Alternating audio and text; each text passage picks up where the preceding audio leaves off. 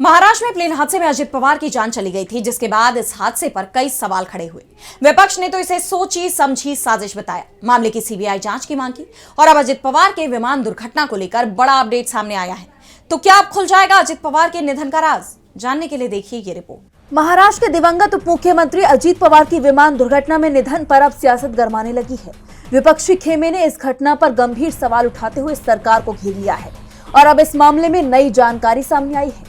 अजित पवार के दुर्घटनाग्रस्त विमान के ब्लैक बॉक्स से जानकारी प्राप्त करने की प्रक्रिया आधिकारिक तौर पर शुरू कर दी गई है।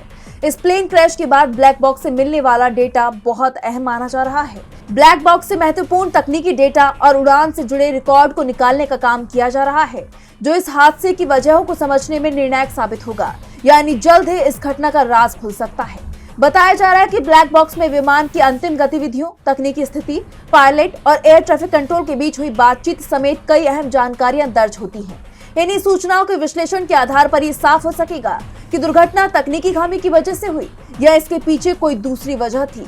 डेटा रिकवरी की प्रक्रिया पूरी होने के बाद नागरिक उड्डयन महानिदेशालय यानी डीजीसीए की तरफ से एक विस्तृत रिपोर्ट जारी की जाएगी। इस रिपोर्ट में दुर्घटना की वजह, घटनाक्रम और जिम्मेदार कारकों पर साफ जानकारी सामने आने की उम्मीद है। बता दें कि महाराष्ट्र के मुख्यमंत्री देवेंद्र फडणवीस ने केंद्रीय मंत्री राम मोहन नायडू को पत्र लिखकर इस दुर्घटना के सटीक कारणों की गहन और निष्पक्ष जांच की मांग की थी।